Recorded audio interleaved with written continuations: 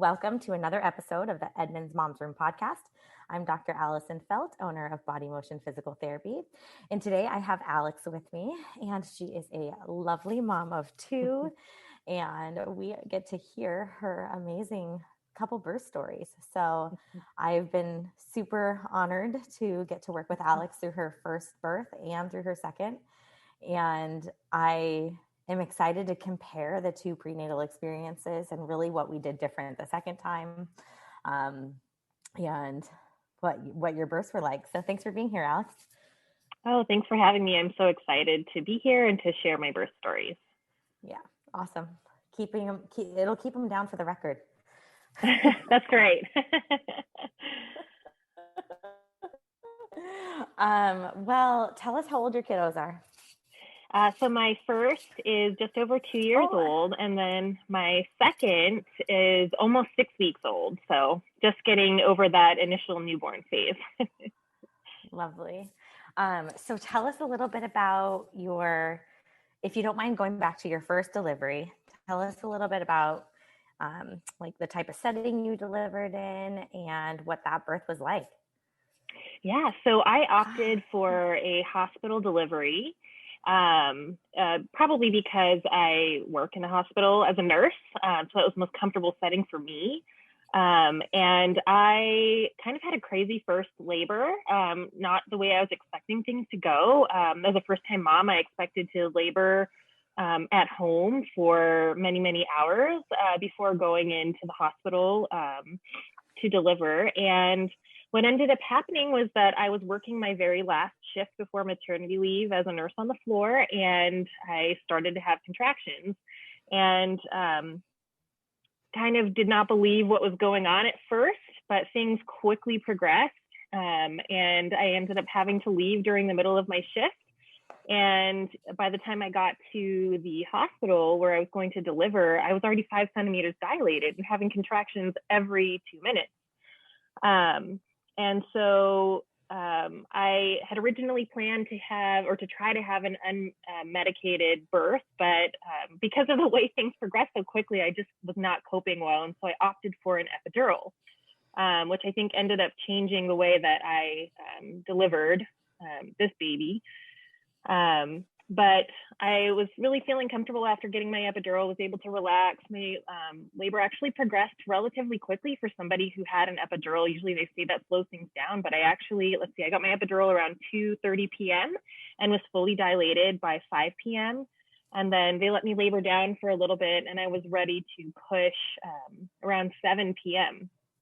And so I did a couple practice pushes with the OB, and she said that I was pushing well, and she would let me push with the nurse for a little bit and come back and check and see how things were progressing. So I actually had a pretty light epidural, and I was able to still move my legs and move around, and I was able to get into a variety of different positions, including using the squat bar.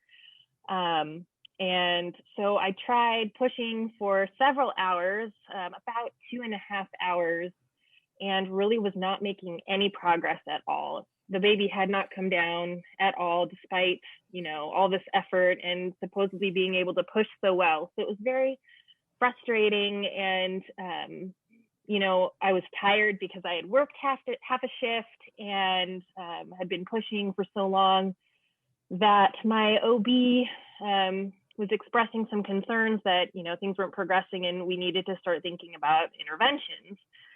And I was so tired. And so that sounded great to me. I was ready to meet my baby.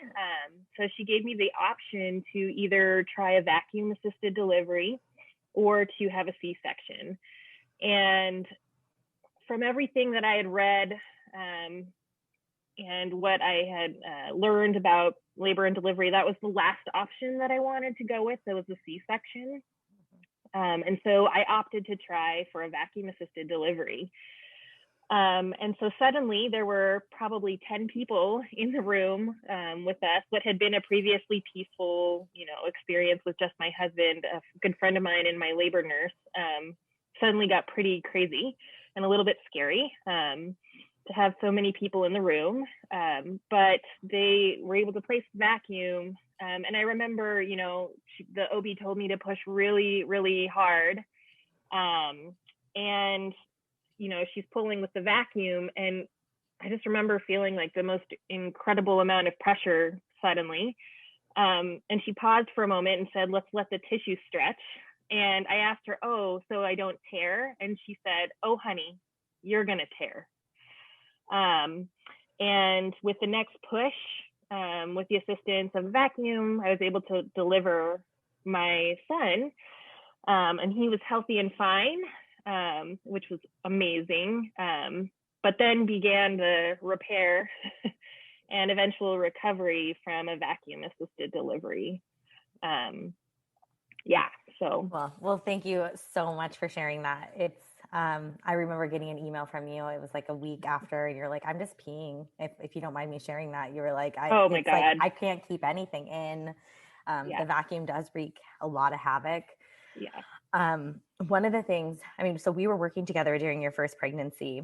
Mm-hmm. You were coming to me. We were, I kind of do this, I kind of explain it like this was what most pelvic PTs do during pregnancy is what we did during your first pregnancy. And that's not do any internal work. That is really strictly just like do the external pelvic opening, kind of keep your body balanced as best as possible during pregnancy, teach you how to use your pelvic floor. We did some of that during the first pregnancy, but we didn't do the internal work that we did the second time around. And really what I've changed with all of my entire practice and what we do at Body Motion now is to really open up the whole internal pelvis, which makes a huge difference on the baby being able to come down in the pelvis during labor. So the tissues don't have to stretch for the first time like they did during your first labor. Yeah. And so I appreciate you sharing that. You were a rock star through your recovery. You healed. It took time and you were dedicated.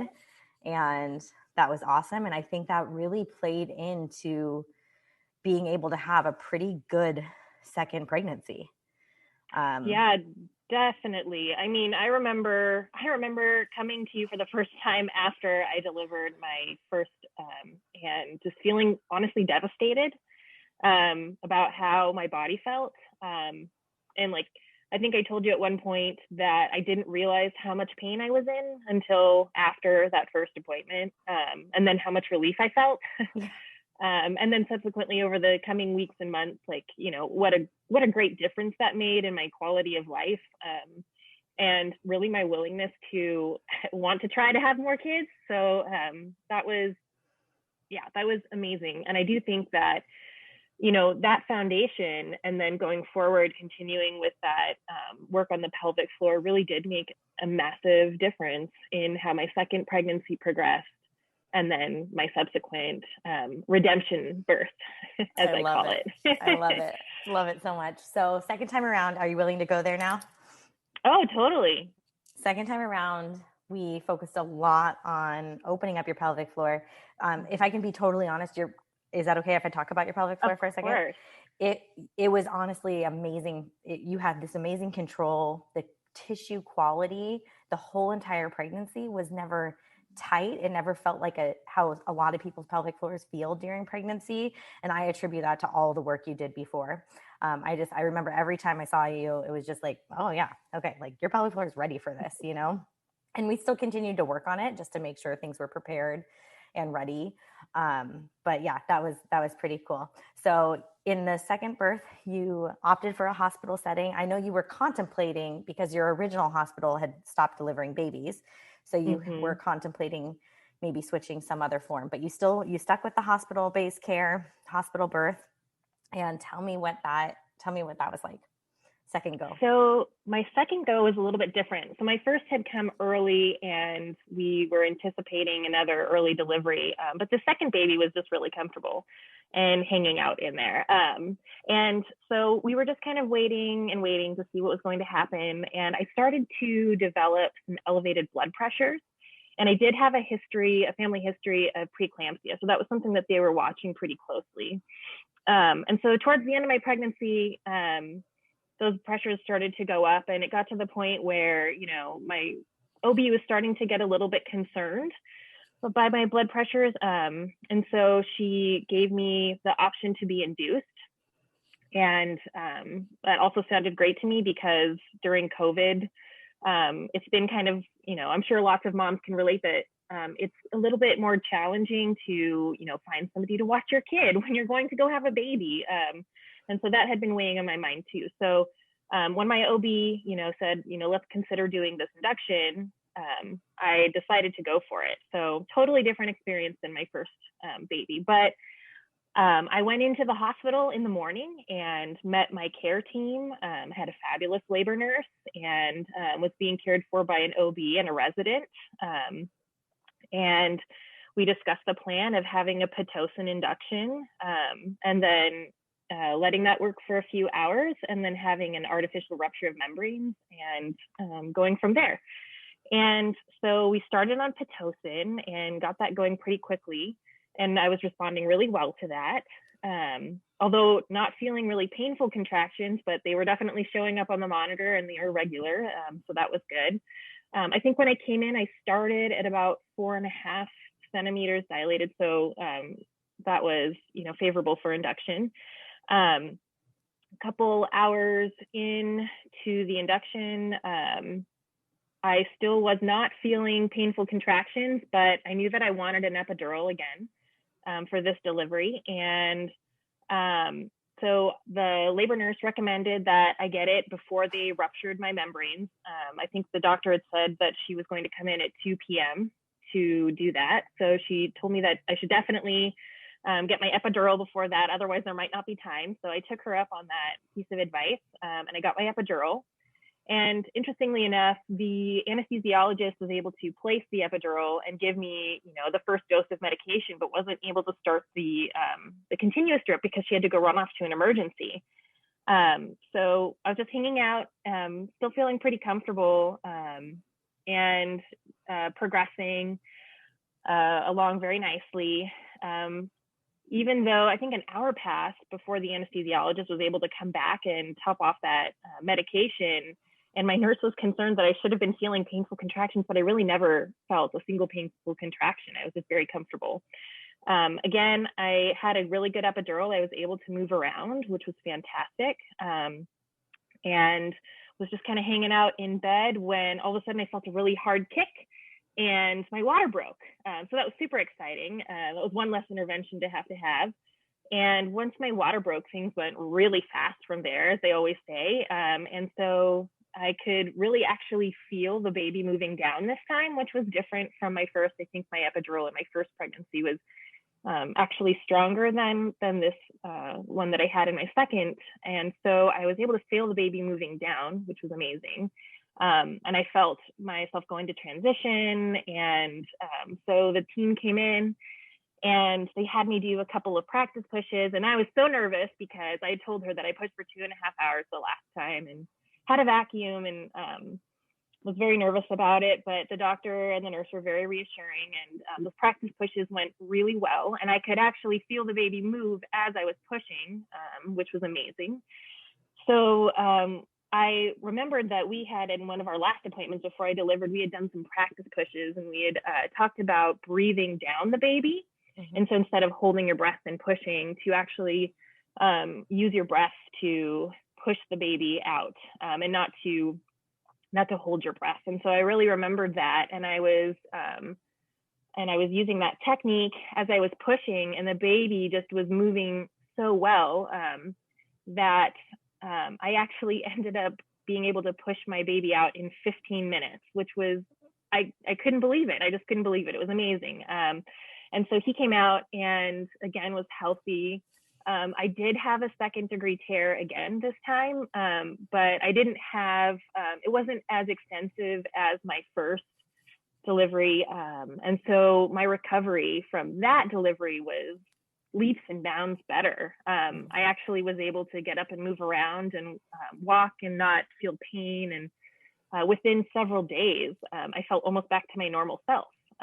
And so just night and day different experience. And I definitely attribute that to all the work that we did from the time I saw you after my first was born to the delivery of my second.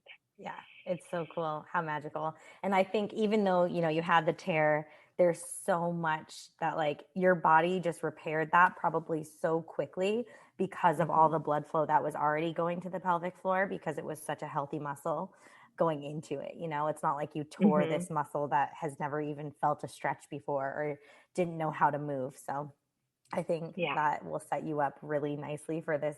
It already has, for this postpartum and like getting your core back. So it sounds like you're in a great place. And I am so grateful that you're willing to share this story, because I think it will inspire so many other people. And people oftentimes don't hear like the best of stories. And so to know that like you can make a difference in your own birth and not just be a passive, you know, recipient of your birth is really cool. And you're like a really awesome example of what that looks like. So, well, thank you. Yeah.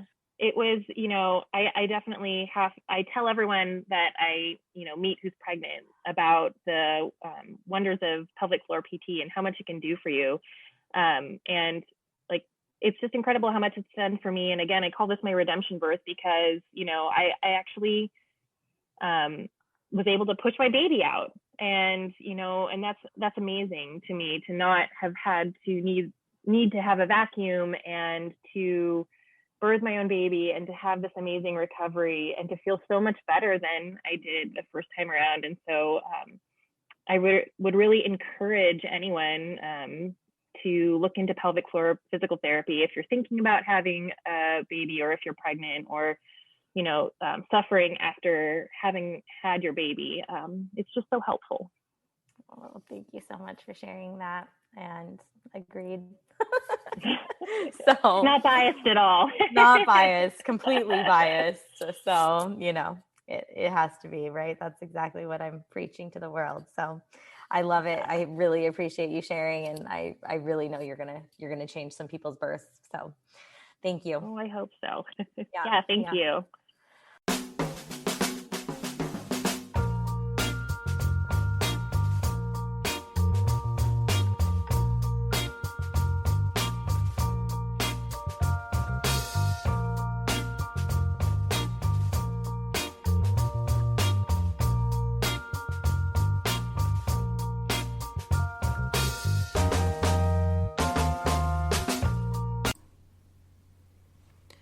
The Edmonds Moms Room podcast is brought to you by Body Motion Physical Therapy. We help women through pregnancy and beyond so they can live active, confident, and healthy lives.